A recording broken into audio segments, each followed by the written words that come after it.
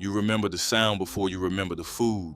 Screen door slapping shut, box fan rattling in the window, and somewhere in the back of the house, a cast iron skillet popping with hot grease.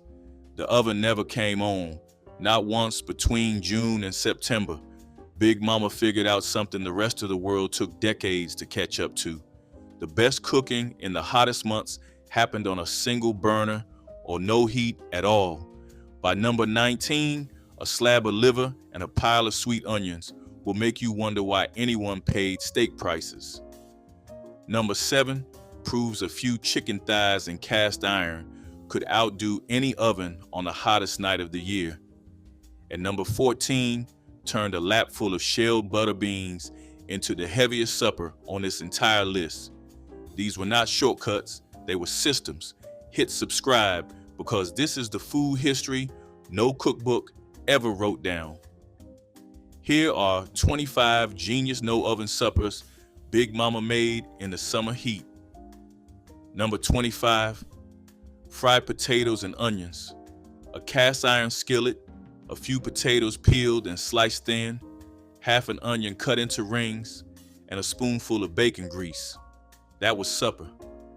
Big Mama got the grease smoking hot, laid the potatoes in a single layer, and let them sit until the bottoms turned golden and crisp. Then the onions went in. She flipped everything once, maybe twice, seasoned with salt and pepper, and covered the skillet to let the steam finish the work. The potatoes came out creamy inside and crunchy outside, tangled up with soft, sweet onion. Children ate this with white bread and ketchup. Adults ate it straight off the skillet with a fork. A 5-pound bag of potatoes lasted a week in the pantry, and on a hot Tuesday night, a full skillet of fried potatoes fed the house for the cost of almost nothing. Number 24, egg and tomato scramble. Ripe tomatoes, chopped rough, dropped into a skillet with a little butter, and cooked down just until they softened. Then 3 or 4 eggs, cracked right on top, stirred through, scrambled loose with salt and pepper, and maybe a dash of hot sauce. Served over rice or scooped up with a piece of bread, it was a full supper in 10 minutes. Big Mama made this when the garden tomatoes came in faster than anyone could eat them whole. The acid from the tomatoes cut the richness of the eggs, and the whole thing tasted brighter than it had any right to for something built from 2 ingredients and a skillet. Nobody wrote it down. It was the kind of cooking that happened by instinct. Number 23, fried bologna sandwich. A thick slice of bologna, 2 slits in the center so it lay flat, dropped into a hot skillet with a little oil until the edges curled and the surface browned crispy. White bread, yellow mustard. That was the whole meal. On the hottest nights across the South, when standing over a stove for more than 5 minutes felt like a sentence, this was what appeared on the table. It was fast, it was cheap. Children loved it without being told to.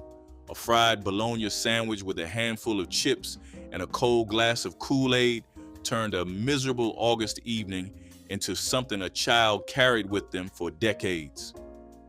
Number 22, sardines and crackers with hot sauce.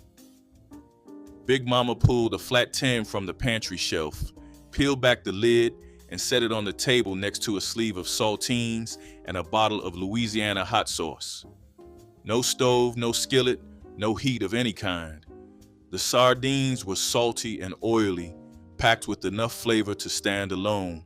She laid one across a cracker, hit it with a shake of hot sauce, and ate it, standing at the counter while the children assembled their own plates. A tin kept in the pantry for months without spoiling.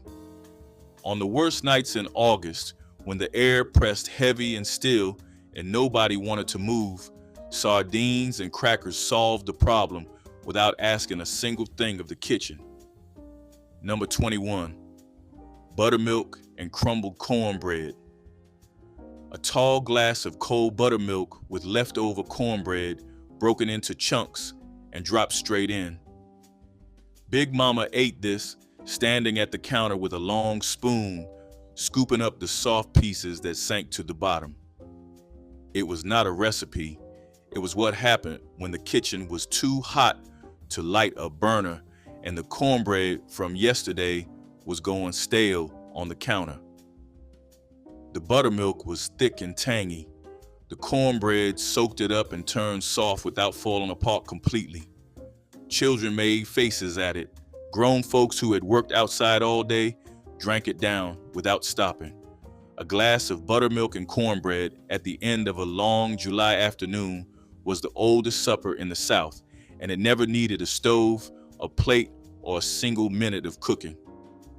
Number 20, skillet crowder peas with ham hock.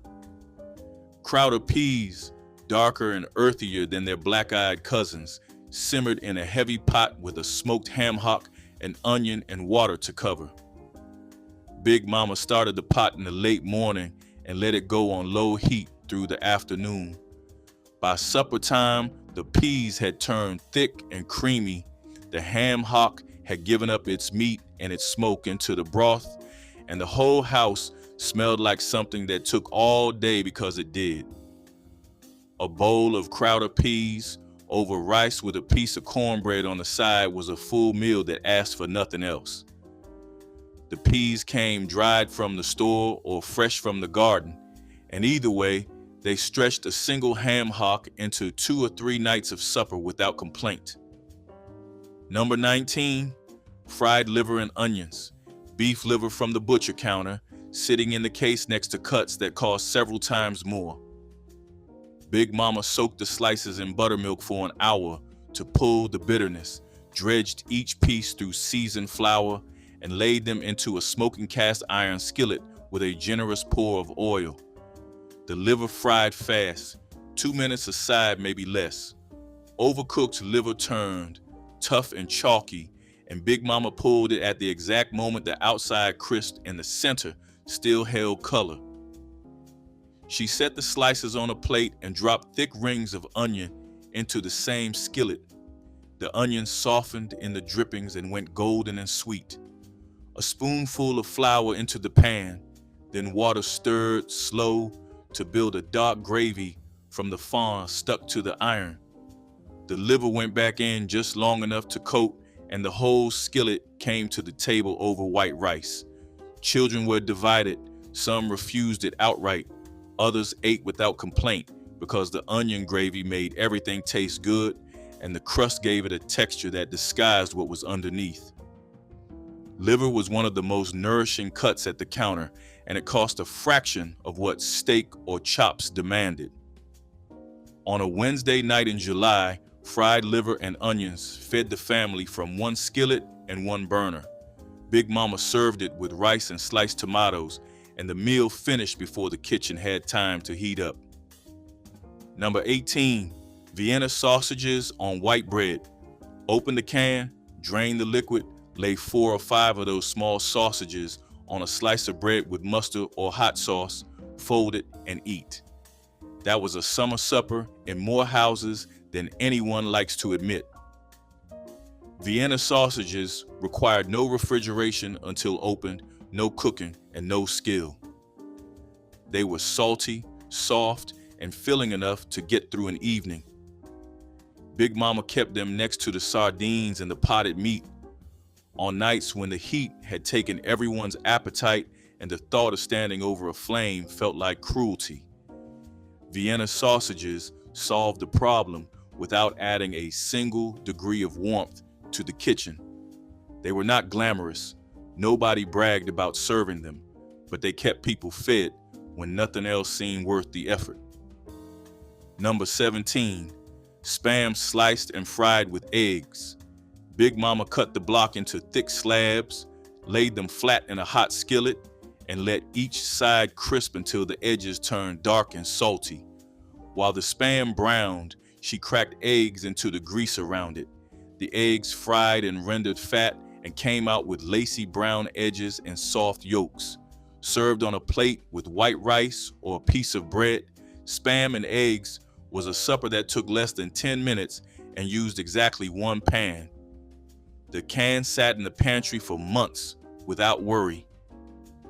On a Thursday night in August, when the grocery run was still 2 days away, Big Mama opened that can and nobody went to bed hungry.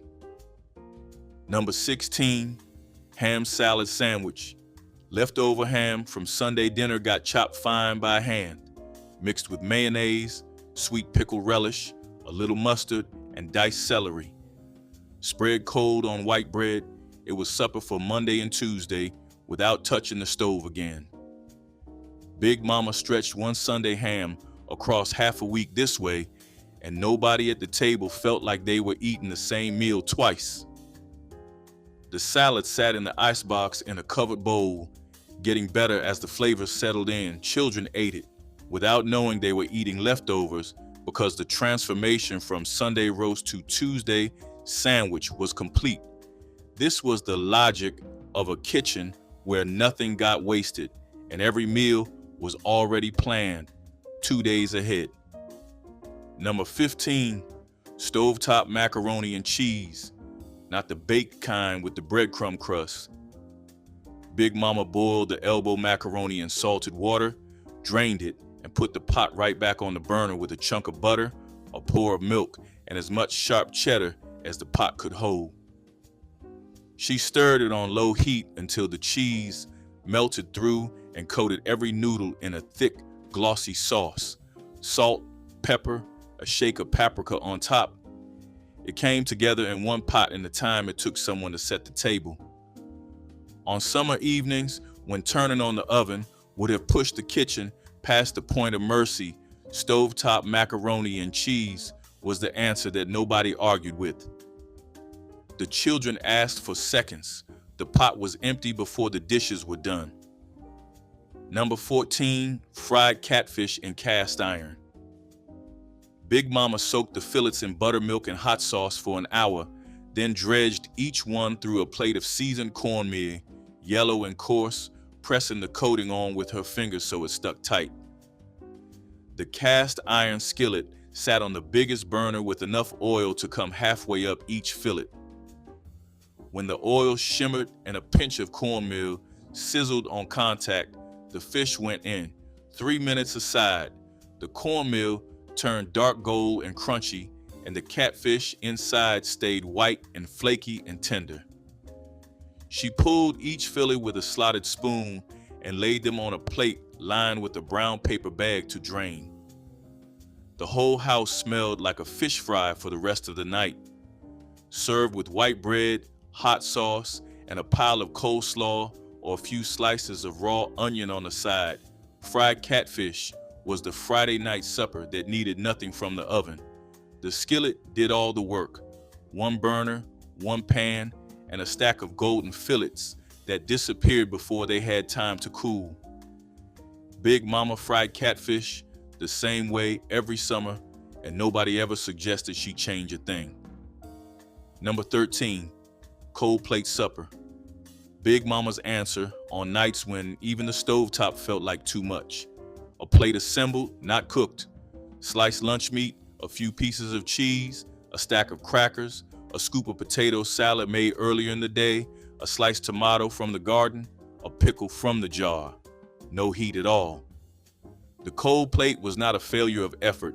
It was a deliberate decision made by a woman who understood that feeding a family in 100-degree heat meant knowing when to leave the stove alone. Everything came from the icebox or the pantry. Assembly took 5 minutes. Cleanup was one plate, one fork, and a wipe of the counter. It proved that supper did not have to come from a flame to count as a meal. What most people miss about these meals is the calculation behind them. Big Mama was not making do, she was engineering. In a house with no air conditioning, every flame on the stove added heat to rooms that were already holding the afternoon sun. A skillet supper went from pantry to table in 15 minutes. An oven meal took an hour, used more energy, demanded more ingredients, and the kitchen stayed hot long after the food came out. The roasts, the casseroles, the baked dishes, those belonged to cooler weather and fuller wallets. In summer, efficiency was not a preference. It was the only option, and the women who solved that equation had been solving impossible problems their entire lives. Every meal on this list is evidence of a mind working faster than the heat. Number 12, pimento cheese on saltine crackers. A block of sharp cheddar grated into a bowl, a small jar of diced pimientos drained and stirred in, enough mayonnaise to hold it together, salt, pepper, and a pinch of cayenne. Big Mama mixed it with a fork until it turned into a thick orange spread with flecks of red pepper running through it. She packed it into a jar and kept it in the icebox all week. On the nights too hot to stand near a burner, she set the jar on the table with a sleeve of saltines, and that was supper. Spread thick on a cracker and eaten in 2 bites, pimento cheese had a sharpness and a slow heat that made plain crackers feel like a meal. No stove, no dishes, just a jar, a knife, and a stack of crackers pulled apart at the table. Time equals 1 second / greater than number 11. Fried mush. Cornmeal cooked in boiling water on the stovetop until it thickened into a stiff porridge, then poured into a loaf pan and set in the icebox to firm up overnight. The next evening, Big Mama sliced it into thick rectangles and fried them in bacon grease until each side turned golden and crisp. The outside cracked under a fork. The inside stayed soft and warm and faintly sweet. Eaten with syrup poured over the top or alongside eggs and a piece of meat, fried mush was the supper that turned yesterday's leftovers into something that tasted brand new. The cornmeal cost almost nothing. The genius was in the patience to let it set and the foresight to plan 2 meals from 1 pot of boiled grain. Number 10, neck bones and rice. Smoked neck bones were the cheapest cut at the butcher counter. Big Mama browned them in a heavy pot, added water, an onion, garlic, salt, and pepper, put the lid on, and let them simmer on low until the meat pulled away from the bone. The broth turned dark and smoky. Served over white rice with the potlikker poured on top like gravy, it was a supper that tasted like it cost 10 times what it did. The bones were small and the meat was scarce, but the flavor was concentrated and deep. Everyone worked the bones clean with their fingers. Neck bones cost almost nothing because most shoppers did not know what to do with them. Big Mama always knew. Low heat, a tight lid, enough time. Number 9, pan-fried pork chops.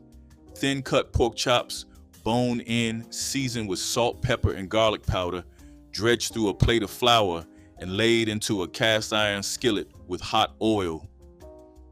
Big Mama cooked them 3 minutes aside until the flour crust turned brown and the edges went crisp. The meat stayed juicy if the skillet was hot enough, and nobody touched the chop before it was time to flip. She pulled them onto a plate and served them with rice or white bread to soak up what was left in the pan. 2 pork chops and a scoop of rice fed a grown man on a Tuesday night without complaint. The whole supper took less than 15 minutes from counter to table. The oven never came into it. Something gets lost when people talk about these suppers. The women who made them were not following recipes. They were reading the room. How hot is the house? How tired are the children? What is left in the pantry? How many days until the next grocery run? Every supper was an answer to all of those questions at once, calculated in seconds, executed without a single written instruction. The cast iron skillet was the tool, but the real instrument was the mind behind it. Decades of watching, learning, adjusting. No culinary school taught this. No cookbook captured it. It lived in the hands and the memory of women who fed families through conditions that would have shut down a restaurant kitchen. Number 8, cold potato salad as supper. Big Mama boiled the potatoes in the morning while the kitchen was still cool, peeled them warm, and cut them into chunks. She stirred in chopped boiled eggs, diced celery, sweet pickle relish, yellow mustard, mayonnaise, salt, and pepper. The bowl went into the icebox and sat there all day getting cold and letting the flavors settle in. By evening, the potato salad was firm and tangy and chilled all the way through. She served it in big scoops on a plate with sliced tomatoes from the garden and a piece of bread on the side. On the worst nights of August, when the walls held heat from sunrise and the thought of lighting a burner made the whole family tired, cold potato salad was supper and nobody questioned it. The cooking happened before dawn. The eating happened after dark. The oven never entered the picture. Number 7, pan-fried chicken thighs in cast iron. The thighs were the cheapest pieces in the pack and the hardest to ruin.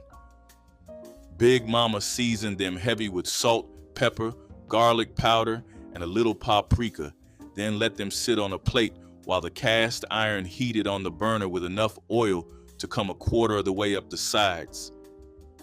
The thighs went in skin side down. The sizzle was immediate and sharp, and she did not touch them. The skin needed time against the hot iron to render its fat and turn into something crisp and golden. 5 minutes, maybe 6, without moving the pan or lifting the chicken. When the edges of the skin turned dark and the fat had pooled around the meat, she flipped each piece once and let the other side finish. The thighs cooked through without drying out because the bone held the heat and the fat under the skin basted the meat from the inside. Big Mama knew they were done when the juices ran clear and the skin cracked when she pressed it with the back of a fork. She pulled them from the skillet and set them on a plate lined with brown paper. A platter of pan-fried chicken thighs with a bowl of rice and whatever greens or beans were already made was the summer supper that felt like Sunday dinner on a Tuesday budget. The difference between Big Mama's stovetop chicken and the deep-fried version was the skillet itself. The cast iron held its heat steady and even, and the oil never spiked or dropped in temperature. Each thigh came out with the same crust, the same color, the same crack when you bit through the skin to the juicy meat underneath. In houses without air conditioning, frying chicken on the stovetop was faster and cooler than baking it in an oven for an hour. The skillet method took 20 minutes from seasoning to plate. The oven method took 3 times as long and left the kitchen unbearable for the rest of the evening. Big Mama chose the skillet every time in summer, and the chicken was better for it. The children who grew up eating stovetop fried thighs never understood why restaurant chicken tasted different until they realized it was the pan that made the difference, not the recipe. A grandmother's cast iron that held decades of seasoning in its surface produced something no deep fryer could replicate. Number 6, fried corn cut off the cob. Fresh ears of sweet corn shucked and stood on end while Big Mama ran a sharp knife down each ear, cutting the kernels off into a bowl. She scraped the cob with the back of the knife to get the milk out, then put everything into a hot skillet with butter, salt, pepper, and a pinch of sugar. The corn sizzled and popped in the butter. She stirred it until the kernels turned soft and the milk from the cob thickened into a creamy sauce that clung to every piece. Fried corn tasted nothing like corn boiled in a pot. It was sweeter, richer, and had a caramelized edge where the kernels caught the bottom of the skillet.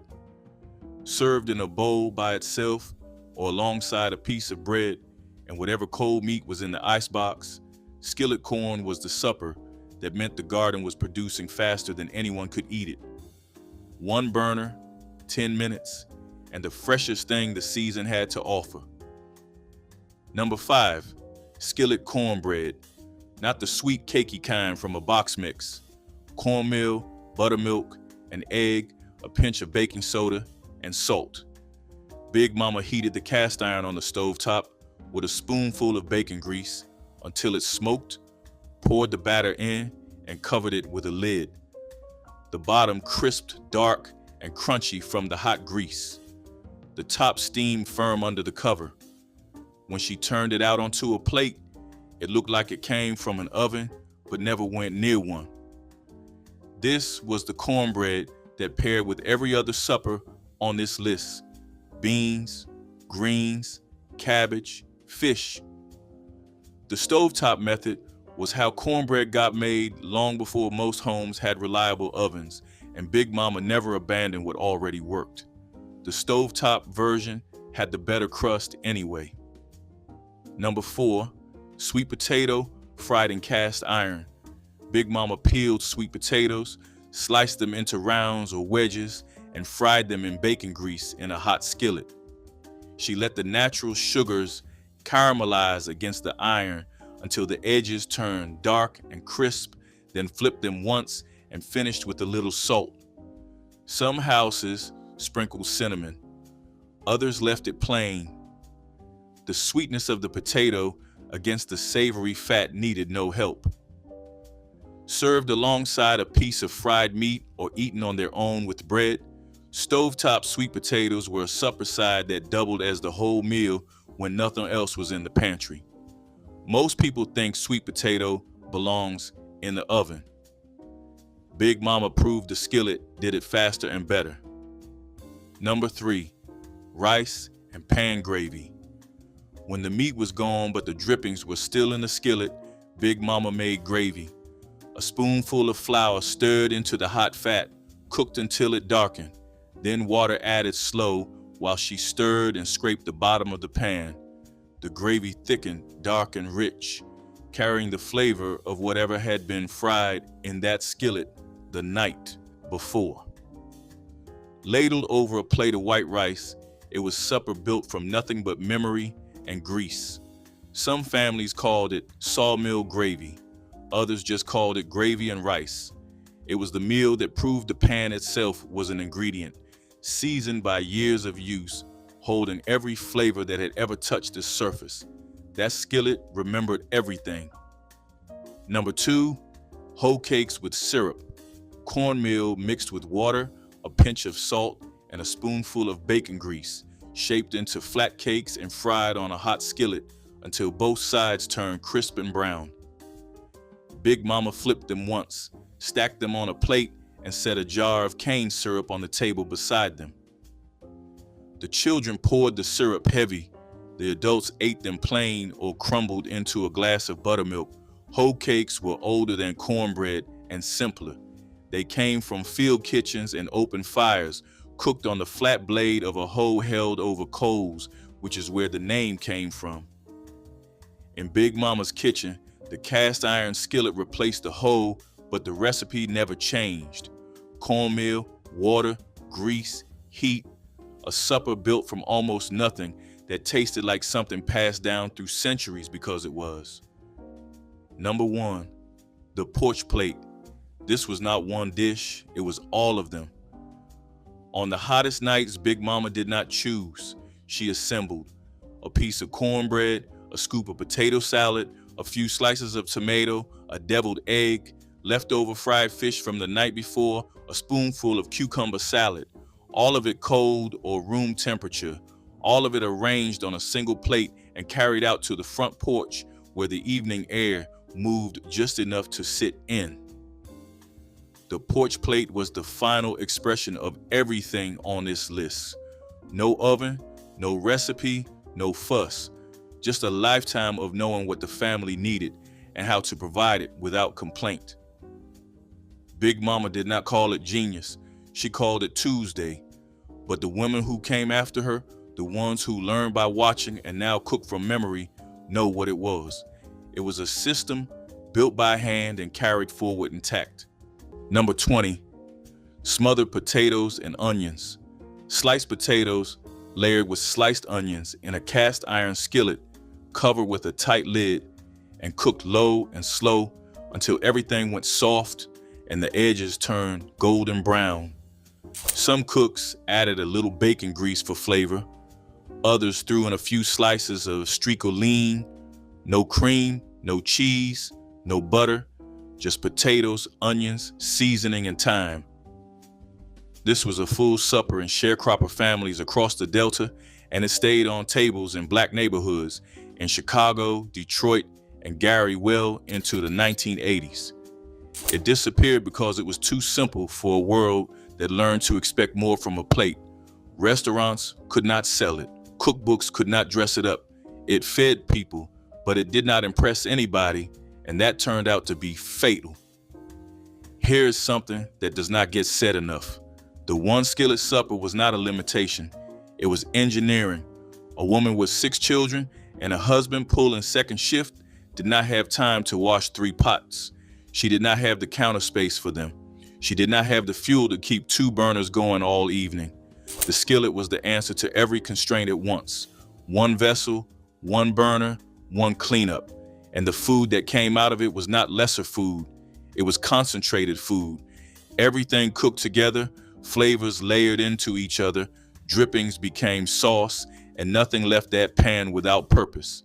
The modern kitchen has a 6-burner range and a convection oven and a drawer full of specialty pans, and still cannot produce a meal with that kind of focused efficiency. The skillet was never the problem. The skillet was the solution. Number 23, cornmeal mush with molasses. A 2-pound bag of yellow cornmeal cost 19 cents at the Piggly Wiggly in 1956. A quart of dark molasses ran 35 cents and lasted a family of 9 the better part of a month. Your grandmother boiled water on the wood stove, salted it, and rained the cornmeal in through her fingers like sand through a sieve while she stirred with a long-handled wooden spoon. You'd see the mush thicken up in 8 minutes flat. It pulled away from the sides of the pot like dough from a bowl. She spooned it hot into chipped enamel bowls, made a small well in the middle of each, and poured a slow stream of molasses into the well. The children stirred the dark sweetness through the yellow until the whole bowl turned the color of a fall leaf. This was supper on a Wednesday in February. Meat was gone. Payday was Friday. It worked. Nobody went to school hungry. Number 20, butter beans with ham hocks. Butter beans were the quiet workhorse of the summer garden. They grew fast, produced heavy, and dried well for storage. Black families in Alabama, Mississippi, and Georgia shelled them on the porch in the evening, dropping the pale green beans into a bowl while the empty pods piled into a paper sack. The cooking started with a smoked ham hock and water. The beans simmered for an hour until the potlikker thickened into a gravy that soaked through cornbread like butter. A pot of butter beans fed a large family for 2 days and cost less than the gas to cook them. The ham hock was often the only purchased meat that week, used first in the beans, then boiled again for the greens, then picked clean for stock. Some families dropped a dry red pepper in for heat. Others let the smoke do the talking. Either way, the sound at the table was the same, spoons scraping the bottom of the bowl. Here is something worth saying out loud. The summer garden in a black household in the 1960s South was not a hobby, it was an economic system. A 1/4-acre plot behind the house produced tomatoes, okra, cucumbers, green beans, butter beans, and sweet potatoes from May through October. The seeds came from last year's crop, saved in paper bags on the pantry shelf. The fertilizer came from kitchen scraps and chicken manure. The labor was family labor, divided by age. Children weeded, teenagers picked, grandmothers canned. A family of 8 could eat fresh vegetables for 5 months without spending $1 at the store. When the season ended, the canning began, and those jars carried the garden through winter. The grocery chains that moved into black neighborhoods in the 1970s did not offer anything better. They just made it easier to forget what had been there all along. Number 25, fried bologna, not deli sliced bologna on a sandwich.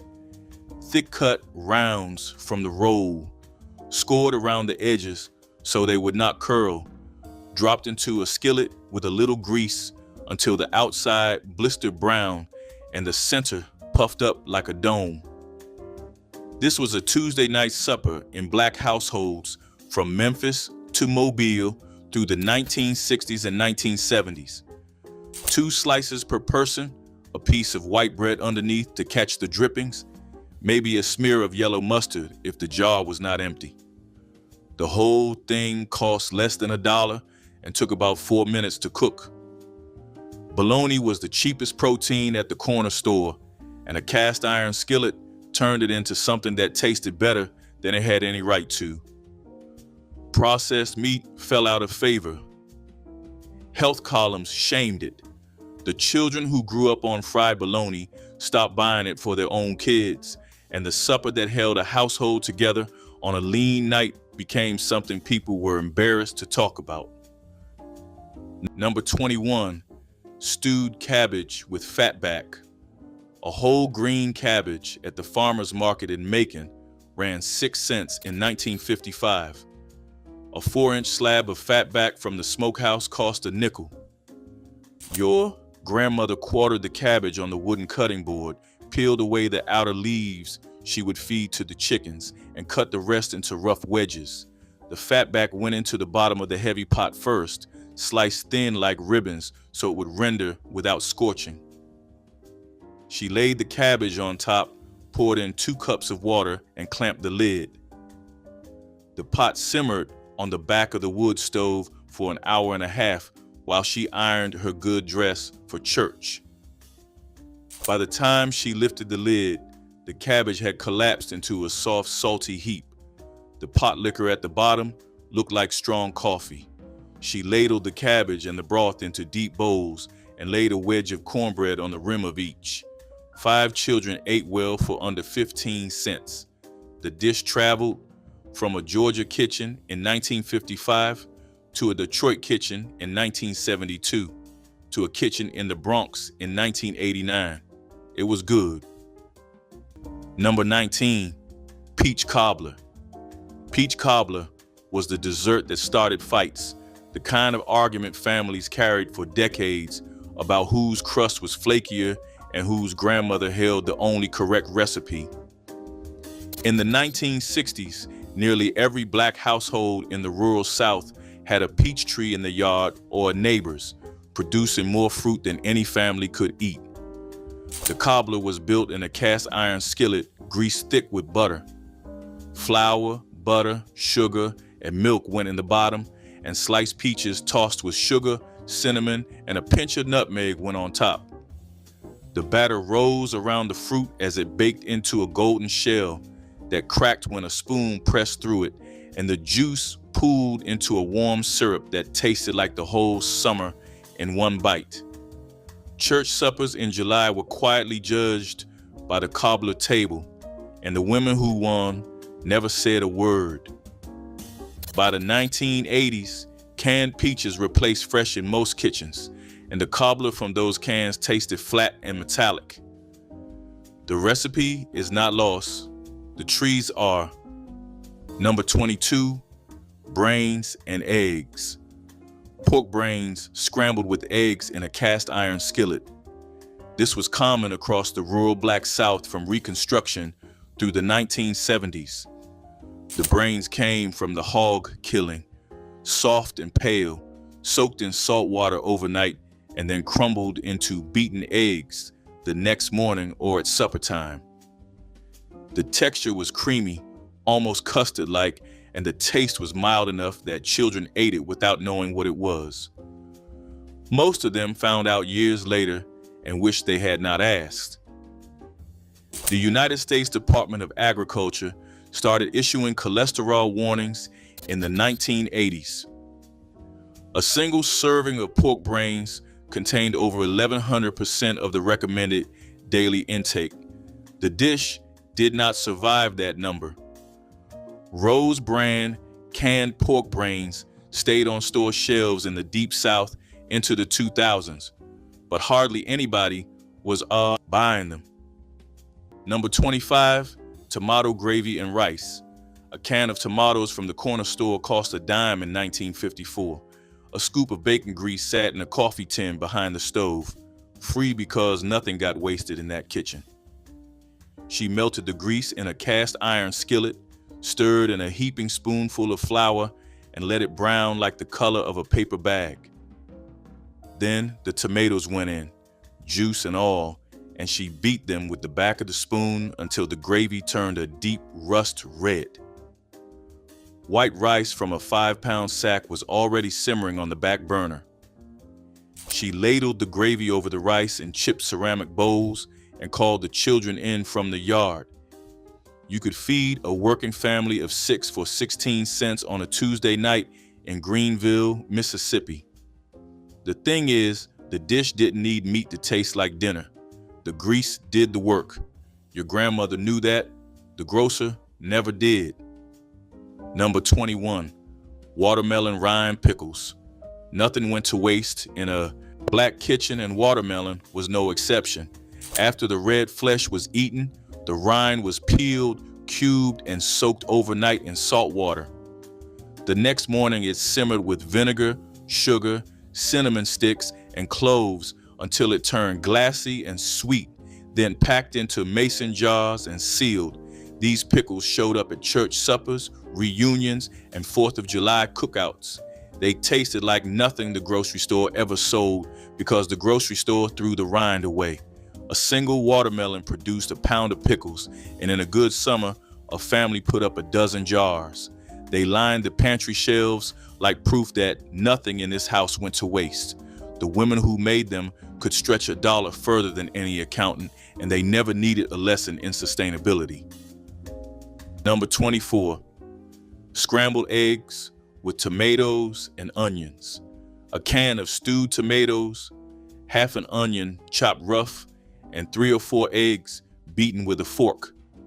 The tomatoes went in first with the onion, cooked down in a skillet until most of the liquid burned off. Then the eggs got folded in and scrambled wet so the curds turned orange and soft. Eaten straight from the pan with a piece of cornbread or a cold biscuit left over from the morning. In rural Alabama and Mississippi, this was a full supper, not a breakfast.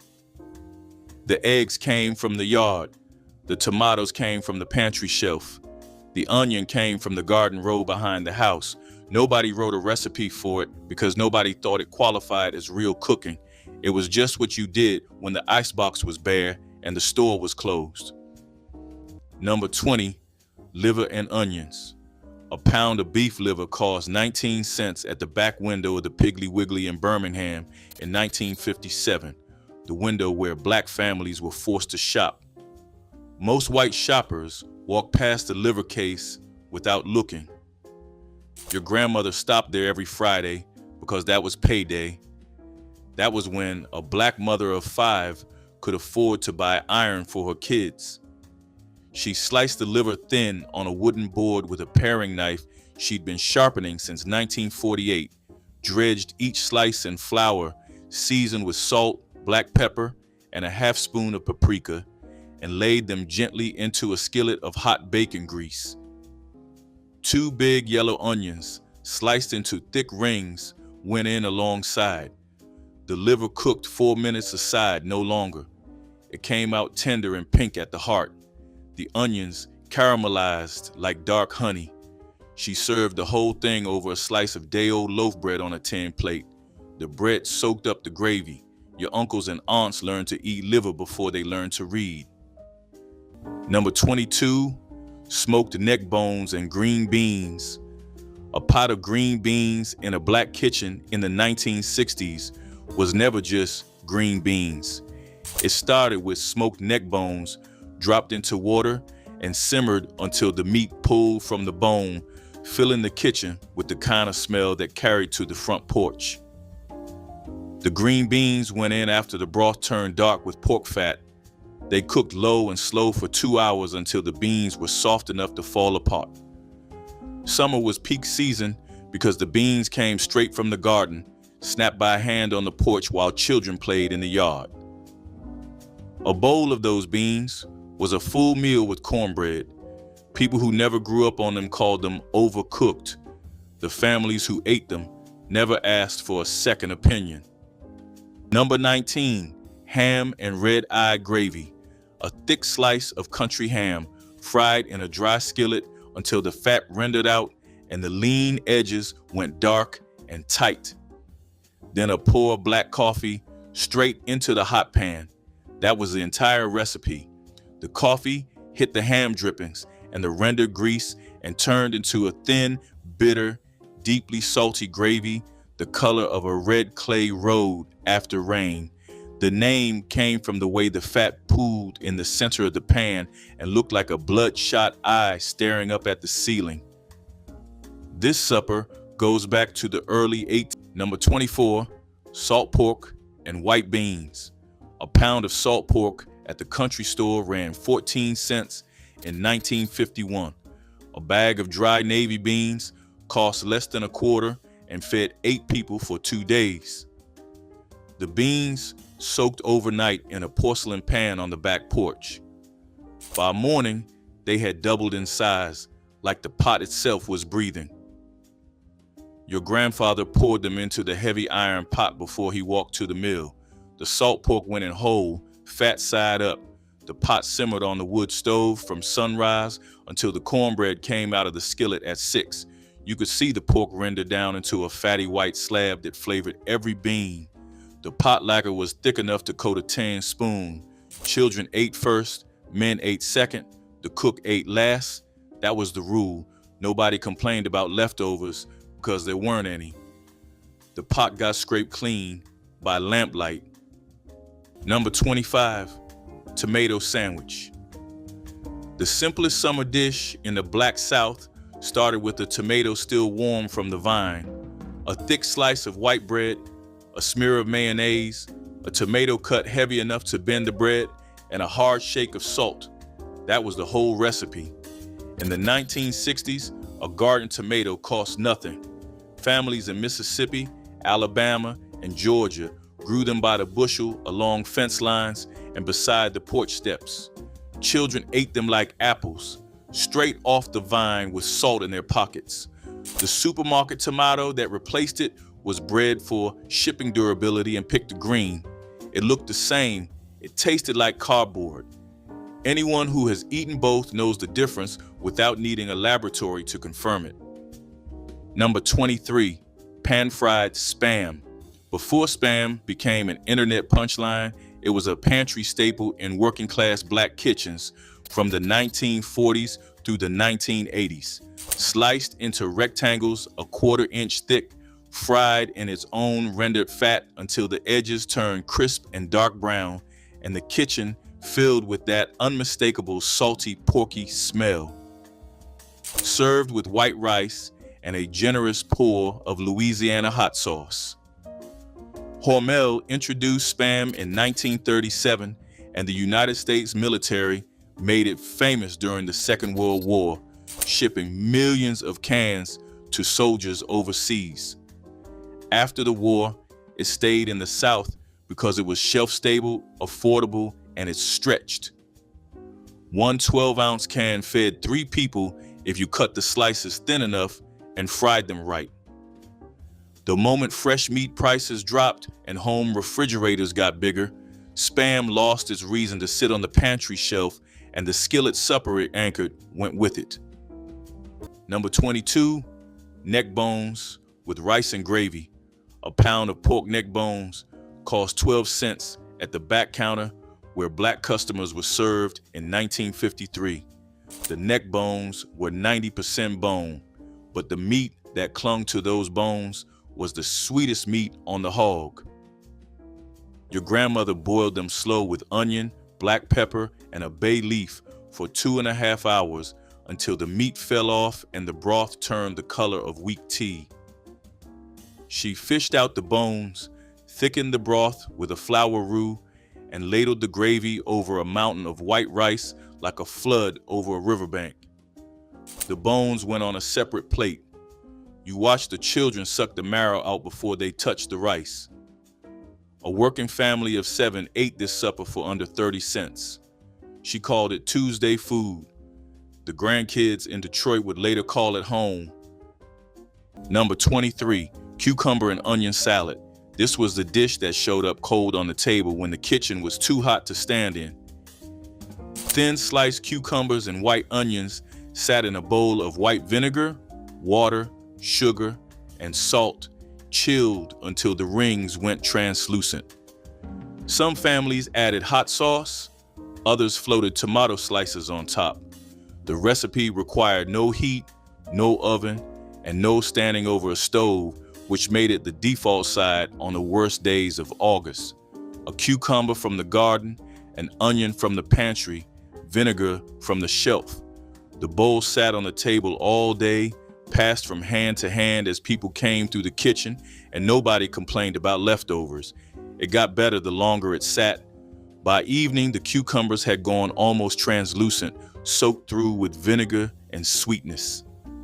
Number 21, hoe cake. Not a fancy cornbread, a flat cake of cornmeal, water, and a pinch of salt, fried in lard on a hot skillet until the bottom turned golden brown and the top set firm enough to flip. The name came from field workers who cooked them on the flat blade of a garden hoe held over an open fire. By the 1950s, the hoe was gone, but the name stuck in black communities from the Carolinas to East Texas. Hoe cakes were supper when there was nothing else in the house. 2 or 3 of them stacked on a plate with a ladle of potlikker from whatever greens had been cooked earlier that week. They cost almost nothing to make. A bag of cornmeal lasted weeks, and the lard was rendered at home. The technique was simple enough that children learned it young. Jiffy cornbread mix and store-bought dinner rolls pushed them out by the time the 1980s arrived, and the word hoe cake itself started to sound old-fashioned. Those are the 25 suppers. Not one required an oven, not one required a recipe book. They were built on knowledge passed from grandmother to mother to daughter, across generations and across state lines, and they survive today in every kitchen where someone still reaches for the cast iron before anything else. Name the one your big mama made best. Drop it in the comments. And if you still make it yourself, say that too, because the meals that needed no oven were never the lesser ones. They were the ones that lasted.